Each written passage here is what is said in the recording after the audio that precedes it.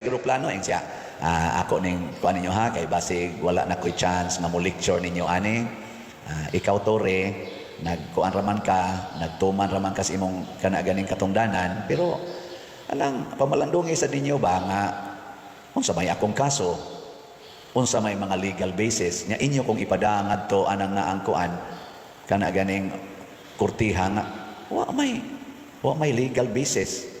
Unya gawas pa din amang ta membro dito. Timan-ini ninyo ha. Doon na ni dakong kanang danger kuno ingani pagkasulti ba. Tanawal niyo social media. Iya rang gimaymayan. Iya rang gilecture. Wa gid siya mangisog. Kalma ra gid siya. Nya tanaw-tanaw pa niya siya ay kung tanaw-tanawa kay di ko mudagan, di ko mo x unsa pagod tay x kiyas nga ni ana man ta dinhi. Nya matud pa sa istorya gipusasan gid siya. Dili na lang unta papusasan. Ay, sige lang, pusasi lang. Kinsay nagpusas? Si Torre kuno kanatong head sa pulis atong mana. Mo'y gapusas. Nagpapusas na po si President Duterte. Di ba? Dalaygon nga buhat. Wa gani sa mo ingon sa mga tao, magkuan ta, mag people power ta. Ang iya ra gyud, kalma, kalma. Agion ta ni, atubangon ko ni. Og iya na nang gibalik-balik pagsulti, ako'y siluti ninyo. Similar to this. Ako'y siluti ninyo. Kanang tanang gibuhat sa mga pulis, ayaw na sila file kaso. Ako mao'y file kaso kay kung nagtuman sila sa akong sugo, ako mo inyong silutan.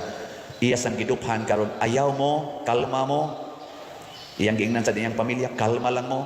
Muagi kita sa due process. Iagi tani sa balaod. Ayaw anang inisog, ayaw anang sedisyon, pero gichargean siya inciting sedition. Atong iampo, no? Gibalikas man sad niya ng President Duterte kami mga pare, hasta ganing Santo Papa na to, iya mang gibalikas, hasta pag atong Ginoo iyang gibalikas, pero basig na siya change of heart.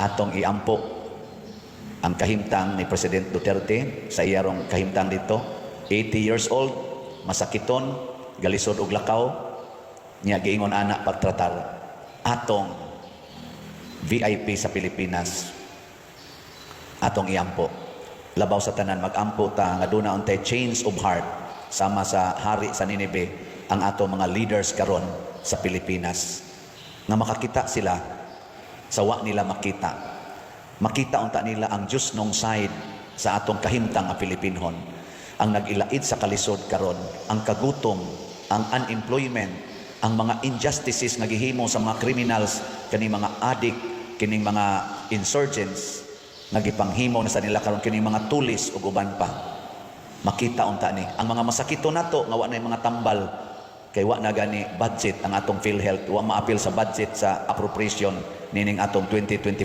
budget makita unta nila kining maong side ang mga taong naghilak sa kalisod nga wa makinahanglan nining klasiha sa mga decisions na gihimo nila karon.